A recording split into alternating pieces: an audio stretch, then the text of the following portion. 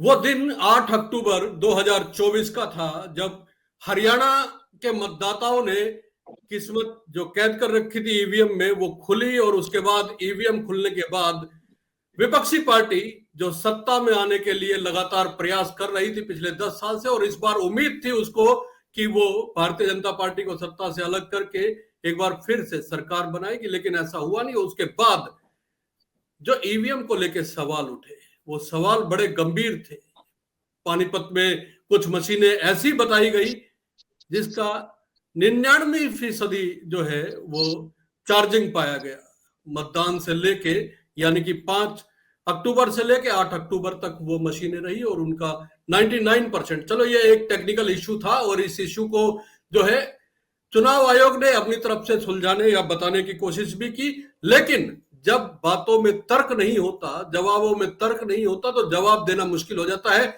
ऐसे ही एक मामला रानिया विधानसभा में सामने आया। रानिया से कांग्रेस के प्रत्याशी सर्वमित्र कंबोज हमारे साथ है इस समय।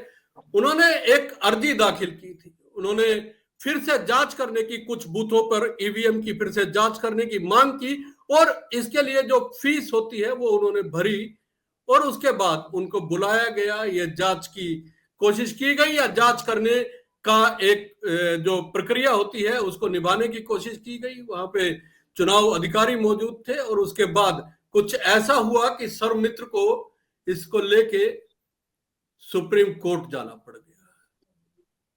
सवाल सीधा ईवीएम पे जुड़ा हुआ है, क्योंकि इनको शक था कि कहीं कुछ ऐसे बूथ है जहां पे इनकी वोट ज्यादा है। फिर प्रशासन ने ऐसा क्या किया कि सर्वमित्र को वो प्रक्रिया रुकवानी पड़ी? प्रशासन ने ऐसा क्या किया जिसकी वजह से उन्हें सुप्रीम कोर्ट जाना पड़ा? और फिर सुप्रीम कोर्ट ने ऐसा क्या कहा, क्या टिप्पणी की जिसकी वजह से हरियाणा सरकार और चुनाव प्रक्रिया से जुड़े हुए तमाम अधिकारियों की सांसें फूली हुई है? दोस्तों, सर्वमित्र कंबोज हमारे साथ है। सर्वमित्र जी, बहुत बहुत स्वागत है हिंदुस्तान उदय यूट्यूब प्लेटफॉर्म पे आपका। जरा एक बार हम समझना चाहते हैं, जो भूमिका हमने बनाने की कोशिश की है, कि क्या वजह है कि हरियाणा सरकार और चुनाव से जुड़े हुए अधिकारियों की सांसें फूली हुई है। ऐसा क्या आपने सवाल उठाया है और उन सवालों में क्या तर्क है? जरा एक बार विस्तार से बता दीजिए ताकि हमारे दर्शकों को समझ में आए। उसके बाद हम फिर चर्चा को आगे शुरू करेंगे। जी डवा साहब, बहुत बहुत शुक्रिया हमें जुड़ने के लिए। और जैसा आपने कहा कि ये शायद हमारे भारत में पहली बार ऐसा हो रहा है कि ऐसा मामला सामने आया। यानी हमने ये चेकिंग और वेरिफिकेशन करवाया, और उसके बाद जब वो चेकिंग और वेरिफिकेशन सही से नहीं हुआ तो जी हमने उसको बंद करवाया बकायदा, और फिर हम सुप्रीम कोर्ट पहुंचे। और सुप्रीम कोर्ट ने एक बहुत बड़ी टिप्पणी की है, जी बहुत बड़ी टिप्पणी, खासकर जो हमारे साथ हुआ, मतलब वो नहीं जी होना चाहिए। सुप्रीम कोर्ट ने चुनाव आयोग को कहा कि आप ऐसा नहीं कर सकते, और बकायदा एक नोटिस इशू किया है और 15 दिन में जवाब मांगा है। तो ये अपने आप में एक पहला मामला पूरे भारत में, और बहुत बड़ी बात है कि सुप्रीम कोर्ट की एक टिप्पणी आई है, जी एक तरीके से फटकार है चुनाव आयोग को कि आप जी ऐसा कैसे कर सकते हैं। दरअसल जब चुनाव के नतीजे आए तो 7 दिन के अंदर अगर आपको ऐसा कुछ लगता है तो आप 7 दिन के अंदर अंदर अप्लाई कर सकते हैं, और बकायदा जितनी आप बूथ, यानी जितनी बूथ की आप रीचेकिंग करवाना चाहते हैं, बकायदा एक अमाउंट होता है, और मैक्सिमम 5% बूथों की आप चेकिंग और वेरिफिकेशन करवा सकते हैं। उसी के ओके। तहत ही मैंने जी जी ये जी अप्लाई किया था, और ये सब हुआ। हालांकि लेट हुआ, लेकिन फिर भी मुझे लग रहा था कि जो सवाल मेरे मन में है, जो सवाल पूरे देश के हैं, बार बार उठते हैं ईवीएम को लेकर, वो सामने आनी चाहिए चीजें, लेकिन वो नहीं, चीजें ये सामने नहीं आपको आई। लगा चुनाव किस आयोग वजह से? उसको वो छुपा वजह रहा भी है। एक बार दर्शकों के लिए थोड़ा स्पष्ट कर दीजिए कि आपको लगा क्यों कि कुछ बूथों पे आपकी चेकिंग वेरिफिकेशन दोबारा से होनी चाहिए। ये आपके लगने की वजह क्या थी? क्योंकि चुनाव आयोग तो कहता है कि स्पष्ट और पारदर्शी तरीके से पूरे चुनाव हुए हैं। दवा साहब, ये 9 बूथ वो बूथ थे जहां पर हमें लगता था कि हमारा वोट काफी ज्यादा आना चाहिए था, जी लेकिन कम आया है। जी ये वो बूथ थे जहां हमें लगा कि ये तो वोट बहुत कम आया है, हमें शक था। इस वजह से हमने इन 9 बूथों को चुना था। जी। और लेकिन वो चुनाव आयोग ने हमें वो डाटा तो दिखाया नहीं, बोले हम वो हम्म। नहीं दिखाएंगे आपको। यानी वो जी जो वोट पड़ा, किसको कितना पड़ा, ईवीएम में कितना, वीवीपैट में वो निकला, ये चीज नहीं दिखाई हमें। उससे साफ मुकर गया कि ये हम नहीं दिखा सकते, वो अच्छा, डाटा कब बुलाया डिलीट गया करेंगे। आपको सेकंड वेरिफिकेशन के लिए? आपने अर्जी कब दाखिल की थी और बुलाया कब गया गया?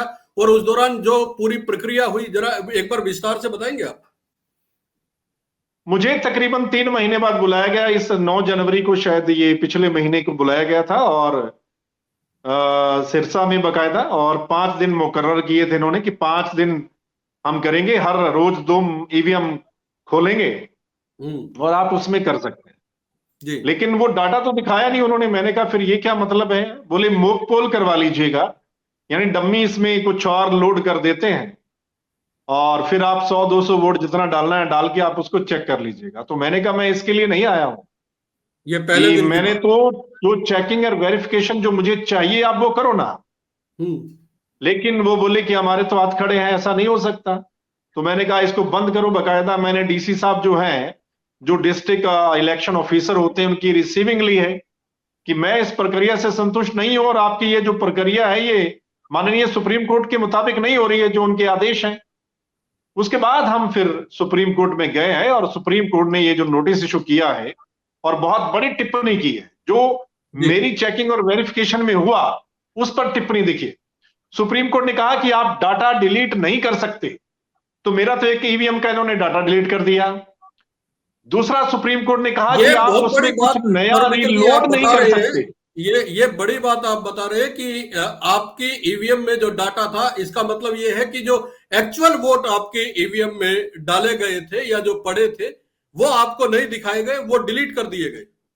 हाँ, वो एक ईवीएम खुली थी अभी, जी बाकी मैंने बंद करवा दी, क्योंकि मैंने कहा इसका फायदा क्या। तो एक ईवीएम का डाटा उन्होंने डिलीट किया और नए सिंबल, नए नाम उसमें लोड किए, ऐसे एक डमी। तो बोले आप चेक कर लीजिए। तो मैंने कहा ये मैं मोक पोल थोड़ा करवाने आया हूं। मोक पोल तो हम्म। उस दिन भी होता है जिस दिन वोटिंग होती है। ये जी क्या मतलब है? मैं तो वो देखना चाहता हूं जो एक्चुअल डाटा है, वो दिखाइए मुझे आप। तो वो हम्म। दिखाया नहीं। जिस पर माननीय सुप्रीम कोर्ट ने ये बड़ा संज्ञान लिया है कि आप ना तो डाटा डिलीट कर सकते हैं और ना ही उसमें नया कुछ रीलोड कर सकते हैं। ये दोनों चीजें मेरे साथ हुई हैं, और ये बहुत बड़ी टिप्पणी है। पहली बार ऐसा हो रहा है और देश को उम्मीदें हैं। और डबास साहब, जैसा कि सवाल उठते हैं पूरे देश में ईवीएम को लेकर, खासकर पहले हरियाणा में फिर महाराष्ट्र में उठते हैं, लोग कहते हैं हम वोट दिया, हमने कहां गया, निकला नहीं। तो ये चुनाव आयोग के पास एक अच्छा मौका था डबास साहब कि वो इस बात को सिद्ध करते कि ये देखिए पाक साफ है इसमें। लेकिन चुनाव आयोग तो छुपा रहा है, वो दिखा नहीं रहा है। तो सवाल बरकरार है कि कुछ ना कुछ तो गड़बड़ है। इसलिए मैं मानता हूं कि अगर सही तरीके से इसकी चेकिंग और वेरिफिकेशन हो तो बहुत कुछ निकलकर सामने आ सकता है। यहाँ पे दो सवाल है सौमित्र जी। पहला सवाल तो ये है कि जब डाटा इरेज किया गया मशीन से, क्या उससे पहले आपकी परमिशन ली गई थी, या आपकी बगैर परमिशन के ही डाटा इरेज कर दिया उन्होंने और नया डाटा जो डमी पोल के लिए, मॉक पोल के लिए अपलोड करना था, वो उन्होंने आपकी परमिशन के बगैर ही अपलोड कर दिया? पहला सवाल ये है। दूसरा सवाल ये है कि आपकी बात बिल्कुल ठीक है कि अगर चुनाव आयोग चाहता तो एक एक अपने आप को पाक साफ, जो जो आरोप लगते आए हैं ईवीएम को लेके चुनाव आयोग के ऊपर भी और चुनाव अधिकारियों के ऊपर भी, उससे निकला जा सकता था। लेकिन इतना अच्छा मौका होने के बावजूद क्या कुछ ऐसा था जिसकी वजह से ये प्रक्रिया अपनाई गई? दबाव साहब, ये जो जब चेकिंग और वेरिफिकेशन शुरू हुआ ना, तो तुम जब वो सारी चीजें उन्होंने शुरू की, तो जब मशीन ऑन की, जब पहली ईवीएम ऑन की, तो वो उसकी स्क्रीन पर इनवैलिड लिखा हुआ आ रहा था डबाज साहब। पहली मशीन तो पे? ये, हाँ बिल्कुल, ये अपने आप में एक बड़ी बात थी। मैंने कहा ये इनवैलिड लिखा हुआ शो क्यों हो रहा है, जी क्या ये मशीन इनवैलिड है? तो वो जो बेल के इंजीनियर आए हुए थे, दो, वो बोले कि कई बार ऐसा होता है कि पिछली बार अगर मशीन को ठीक से बंद ना किया गया हो तो फिर ये इनवैलिड शो करती है। तो मैंने कहा भी ये तो आपका तर्क है, लेकिन ये सही क्या है इसमें कि ये इनवैलिड है या नहीं है, ये कैसे कौन बताएगा? ये तो आपकी मशीन है, आप तो बता देंगे कि ऐसा कुछ है, लेकिन इसको सिद्ध कौन करेगा? तो मैंने कहा चलो, फिर बोले कि जी जो हमारे पास एसओपी हैं वो यही है कि हम ये जो डाटा इसमें है वो डिलीट करेंगे जी और नए सिरे से सिंबल लोड करेंगे। तो मैंने कहा ये कैसे है, डाटा आप डिलीट करेंगे तो नए सिरे से करेंगे? तो मैंने कहा अब जो मैं देखने आया, बोला वो हम नहीं कर सकते, ऐसा कुछ होता नहीं है। तो मैंने कहा चलो इसको शुरू करो आप आगे। मैं देखना चाहता था कि ये करते क्या है, कि मतलब कैसे करते हैं। तो उन्होंने मेरे सामने उस डाटा को इरेज कर दिया और फिर सिंबल लोडिंग यूनिट जो होती है, एक चौथा पार्ट होता है, इसमें 4 यूनिट होती हैं। एक तो आपको पता है कि सीयू होता है, कंट्रोल यूनिट होती है, एक ईवीएम होती है, एक वीवीपैट होती है और एक सिंबल लोडिंग यूनिट होती है। सिंबल तो लोडिंग। सिंबल लोडिंग यूनिट के माध्यम से इन्होंने डमी, बोले हम इसमें डमी, इसमें इतने नाम और नंबर फीड कर देते हैं, जी वो मेरे सामने किए इन्होंने। तो बोले जी, जब आगे बढ़े, बोले जी अब इसमें आप वोट डाल लीजिए और देख लीजिए। फिर मैंने वहीं रुकवाया उस मामले को, मैंने कहा बस यही है? बोले बस यही है। तो मैंने कहा इसको बंद कीजिए अपने इस फंडे को, I am not here to see this, not here for mock poll. तो मैंने वहीं पर ही बोला, वो सुनते रहे, डीसी साहब भी थे, उनके बेल के इंजीनियर थे, वो कुछ नहीं बोले क्योंकि जी उनके हाथ में उतना ही था। वो सुनते रहे, मैं बोलता रहा। तो वो बोले जी फिर ऐसा है, अगर आप इस मामले, इस पूरी प्रक्रिया से संतुष्ट नहीं है तो आप इसको ऑब्जेक्ट कर सकते हैं, बंद करवा सकते हैं, और आप लिखिए बकायदा कि आप क्यों नहीं संतुष्ट हैं। तो बकायदा मैंने पूरी बात लिखी, डीसी की रिसीविंग ली, और मैंने कहा बाकी जो मशीनें हैं वो आप एज इट इज, सील जो लगी हुई है वो वहीं वापस रख दीजिएगा। जी। तो ये कुछ हुआ उस दिन। तो उसके बाद हम सुप्रीम कोर्ट में गए हैं और मामला काफी उस समय भी सुर्खियों में इसमें रहा कुछ कि प्रक्रिया भी होती है क्या सौमित्र जी, सुप्रीम कोर्ट जाने से पहले? क्या जब आप जिला निर्वाचन अधिकारी के जवाब से संतुष्ट नहीं हुए तो क्या आगे देना होता है, या डायरेक्ट सुप्रीम कोर्ट ही आप चले गए, या बीच में कुछ कुछ ऐसे प्रोसीजर्स होते हैं जो अपनाने पड़ते हैं कैंडिडेट को अगर वो संतुष्ट नहीं है अपनी मतगणना को लेके? नहीं, सुप्रीम कोर्ट जाने के अलावा और कोई रास्ता नहीं बचता फिर इसमें, सीधा सुप्रीम कोर्ट हम जा सकते हैं। और बकायदा हमारी पार्टी के साथ हमने डिस्कशन किया, हमारी पार्टी के जो लॉयर हैं उनके साथ डिस्कशन किया, तो बोले कि सुप्रीम कोर्ट जाना पड़ेगा। इस मेरे अलावा 2-3 पिटीशन और लगी हुई थी हमारी। डबास साहब, मैं आपको जो बड़ी बात बता दूं वो ये कि मेरे अलावा 2-3 पिटीशन और माननीय सुप्रीम कोर्ट में लगी हुई थी, और काफी पिटीशन हमारी हाईकोर्ट में भी लगी हुई है। लेकिन अब जो 2-4 दिन पहले सुनवाई हुई है, जो अहम सुनवाई हुई है, उसमें जो दूसरी पिटीशन थी हमारे कुछ नेताओं ने लगा रखी थी, वो तो सारी सुप्रीम कोर्ट ने डिसमिस कर दी है। जी लेकिन सिर्फ मेरी पिटीशन जो है वो बरकरार है, और उसी पर ही ये बड़ी टिप्पणी माननीय सुप्रीम कोर्ट की, यानी माननीय जो चीफ जस्टिस ऑफ इंडिया है उनकी जो है आई है। सो अपने आप में ये पहला मामला है। पूरे देश से मुझे कॉल आ रहे हैं, पूरे देश के लोग बोल रहे हैं कि आपने बहुत बड़ा स्टेप उठाया है, कि ये क्यों नहीं इन्होंने दिखाया, क्यों नहीं ये चेकिंग और वेरिफिकेशन करवाते, दूध का दूध पानी का पानी होना चाहिए था, क्यों पीछे हट रहा है चुनाव आयोग, क्यों बच रहा है। अब देखते हैं कि माननीय सुप्रीम कोर्ट इसमें आगे संज्ञान क्या लेता है। 15 दिन का समय दिया है कि इसमें जवाब दाखिल करें। वो देखते हैं। डबास साहब 3 मार्च का डेट लगा हुआ है, देखते हैं आगे क्या कुछ होता है, लेकिन उम्मीद है कि काफी कुछ इसमें निकलकर सामने आ सकता है। निश्चित तौर पे सौमित्र जी, देखिए जब चुनाव होता है हार जीत होती है, कोई जीतता है कोई हारता है, इसमें कोई दो राय नहीं है। वोट जिसको अधिक पड़ते हैं वो जीत जाता है, जिसको कम पड़ते हैं वो हार जाता है। लेकिन जो एक लेवल प्लेइंग फील्ड जिसको बोला जाता है, एक नया टर्म इन दिनों चुनाव के दौरान निकला है, वो ये कहा जाता है कि विपक्ष के लिए वो फील्ड ही तैयार नहीं किया जाता, वो लेवल प्लेइंग फील्ड ही नहीं होता, जिसकी वजह से विपक्ष जो है संघर्ष करता है वोटों के लिए, चाहे वो किसी भी सूरत में हो। अगर ऐसे में यहां तो एक सवाल और यह भी उठता है कि रानिया, जहां से आप चुनाव लड़े थे, हरियाणा की विधानसभा जो सिरसा जिले में आती है, जहां से आप चुनाव लड़े थे, आपके वोट का मार्जिन 4100 के आसपास का था। बड़ी बात नहीं है और इतना बड़ा मार्जिन भी नहीं है, 2.25 लाख के आसपास के अगर आपकी कॉन्स्टिट्यूएंसी है वोटों की, तो ये मार्जिन बड़ा नहीं है। लेकिन हार जीत 1 या 3 वोट से भी होती है। जयतीरथ दहिया 3 वोट से इलेक्शन हारे थे राई में, हार जीत नहीं। यहां पे सवाल यह है जो आपने सवाल उठाया, बड़ा तर्कसंगत सवाल है, और कोर्ट ने शायद इसी सवाल को ध्यान में रखते हुए नोटिस जारी किया है कि अगर एक वोट की भी हेराफेरी इधर से उधर हुई है ईवीएम में, तो ईवीएम को लेकर बड़ा सवाल है। बिल्कुल दबाज साहब, मसला हार जीत का नहीं है जी, मसला है जो सवाल पूरे देश में खड़े हो रहे हैं उनका जवाब मिलना बहुत जरूरी है। और हमारे जैसे अगर जागरूक जो लोग हैं वो अपने अधिकार का इस्तेमाल नहीं करेंगे तो फिर कौन करेगा। जी, मैं एक जर्नलिस्ट हुई तो मैं जानना चाहता हूं कि इनकी चेकिंग और वेरिफिकेशन होती क्या है। ये कुछ जी, दिखाते भी हैं या नहीं दिखाते, या फिर पर्दा डालते हैं। तो सच में इन्होंने तो पर्दा डाला, इन्होंने ये तो छुपा रहे हैं, सच को छुपाया जा रहा है। तो निश्चित तौर पर ये सामने जो है वो आना चाहिए। मसला हार जीत का नहीं है, मसला ये है कि क्या भाई आप पाक साफ हैं। जो हमारे चुनाव आयुक्त हैं राजीव कुमार जी बड़ी बड़ी बातें करते हैं जब वो प्रेस कॉन्फ्रेंस करते हैं, और शेर व शायरी भी बहुत खूब करते हैं आजकल। जब जी। कोई सवाल पत्रकार करता है ना कि आपकी ईवीएम पर सवाल खड़े हो रहे हैं, तो वो हाँ, फिर तो वो शेर व शेर शायरी से सुनाते हैं बैक जवाब टू देते बैक। हैं विपक्ष को, पूरे विपक्ष को। और बाकायदा विपक्ष को दोषी ठहरा देते हैं कि आप वैसे फालतू की आवाज उठा रहे हैं। भाई फालतू की नहीं, ये आवाज पूरा देश उठा रहा है और आपको जवाब देना है। और आप जवाब देने से बच रहे हैं, जवाब देने से भाग रहे हैं, और सच को आप छुपा रहे हैं। इसलिए सवाल बरकरार हैं पूरे देश के कि आप क्यों सच को छुपा रहे हैं।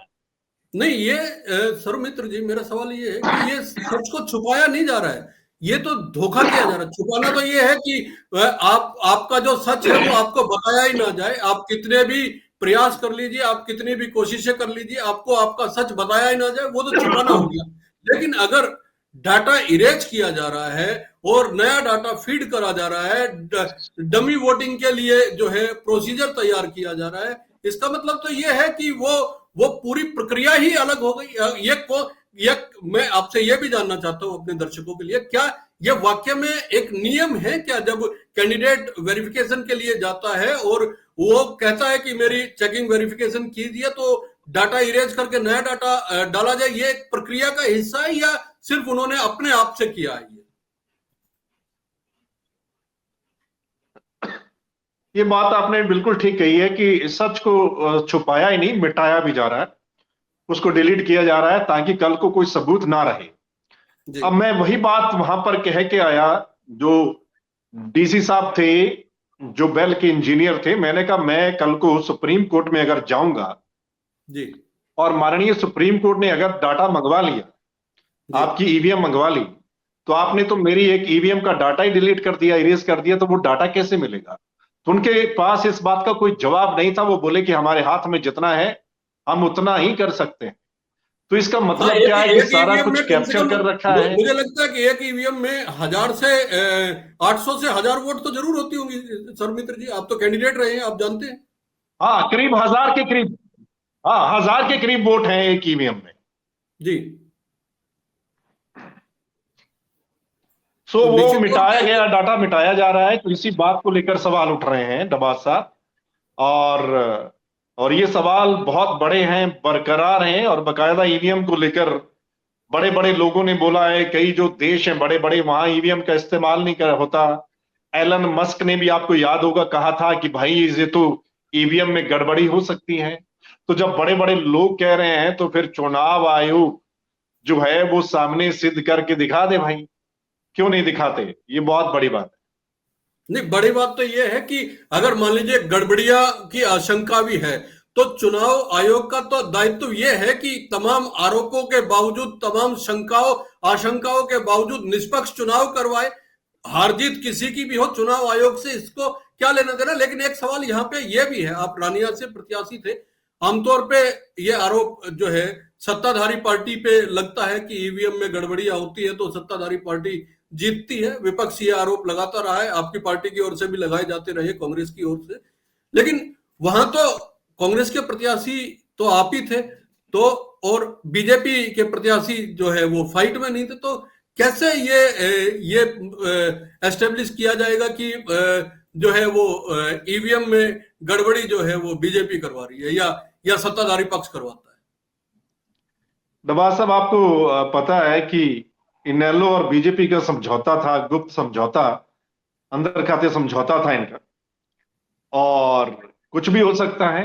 आप पूरे सिरसा जिला में खासकर जाकर पूछिए, तो इनके समझौते के तहत जो है, जो बीजेपी के उम्मीदवार खड़े किए गए, वो उम्मीदवार जो कांग्रेस के उम्मीदवारों को नुकसान पहुंचाएंगे और उसका फायदा इनेलो को होगा, एक तो ऐसे ही उम्मीदवार दिए गए। ये हर बच्चा बच्चा जानता है, वहां पर हर कोई जानता है कि अंदर खाते समझौता था इनेलो और बीजेपी का। सो जी समझौता जब होता है तो फिर दोनों के लिए काम हो सकता है। ये तो इसमें हम जी ये नहीं कह सकते। हालांकि मेरे वाले हलके में बीजेपी का कैंडिडेट तो चौथे नंबर पर गया है, जी ठीक है, लेकिन वो उतारा गया, वो कौन था आपको याद होगा, और वो किसके कहने पे उतारा गया, ये भी हर कोई बच्चा बच्चा वहां जानता है कि वो कैंडिडेट किसके कहने पे उतारा गया, ताकि नेलो के कैंडिडेट को फायदा हो सके। सो ये सब जानते हैं, सब क्लियर है, सारी चीजें सामने हैं बिल्कुल। सो बात वो नहीं है कि क्या हार जीत हुई, कितने से हुई, क्या मैटर है। हालांकि और भी कई कारण हो सकते हैं नवाज साहब, मैं सिर्फ ईवीएम पर तो सवाल हैं, कारण और भी होते हैं। जब सरकार आती आती रह जाए तो कारण और भी होते हैं, लेकिन हमारे जी वो सवाल अभी भी बरकरार हैं जो ईवीएम को लेकर कांग्रेस पार्टी ने उठाए हैं। और पहली बार इतने लोग जो है इलेक्शन पिटीशन जिन्होंने दाखिल की है, हरियाणा में पहली बार ऐसा हुआ है। तो ये क्यों हुआ है? तो जो एक सवाल उठाए जा रहे हैं, जो सवाल उठ रहे हैं, चुनाव आयोग को यानी उन सवालों का जवाब देना चाहिए। एक आपके केस से हटके एक और डिस्कस करना चाहता हूं मैं। जिस दिन 8 तारीख को वोटों की गिनती हो रही थी सौमित्र जी, उस दिन पानीपत में एक आरोप लगा था, कांग्रेस की ओर से ही लगाया गया था, कुछ कार्यकर्ताओं की ओर से, कि कुछ वोटिंग मशीनें ऐसी हैं कि वोट होने के बाद, सील होने के बाद, और जब वोटिंग मशीनें खुलती है काउंटिंग वाले दिन 8 तारीख को, तो उस 3 दिनों के दौरान भी और जिस दिन वोट गिरे उस दिन पूरा यूज होने के बावजूद भी कुछ करीब 6-7 मशीनें बताई गई या इससे ज्यादा होंगी, मुझे संख्या एग्जैक्टली याद नहीं है, लेकिन उन मशीनों की बैटरी जो है वो 99% चार्ज थी। बैटरी तो ड्रेन होती है जब आप दिन भर यूज करते हैं मशीनों का, तो उसके बाद बैटरी तो ड्रेन होती है, लेकिन वहां पे 99% अगर बैटरियां चार्ज है, तो इसको लेके भी जो है कांग्रेस की ओर से सवाल उठाए गए थे। ये क्या क्या ये संभव है कि 99% बैटरियां जो है ईवीएम की चार्ज रहती है और खुलती है, तो फिर उसको जस्टिफाई भी कर दिया जाता है? दबाज साहब, ये मेरे वाले हल्के में भी सेम ऐसा था। हमारे वाले जो एजेंट थे, काउंटिंग एजेंट, उन्होंने भी हमें बाद में बताया कि जी अपने भी कुछ ईवीएम जो है वो 99% उनकी बैटरी जो थी वो शो हो रही थी। बोले जी जब 99% ऊपर लिखा हुआ आ रहा था तो हमने पूछा कि 99% वोटिंग हुई है क्या? तो वो बोले कि नहीं, वोटिंग नहीं, ये तो इस बैटरी यानी कि इस ईवीएम की बैटरी है। तो उन्होंने मुझे जी बाद में बताया कि हमारे भी 99% बैटरी जो है वो शो हो रही थी।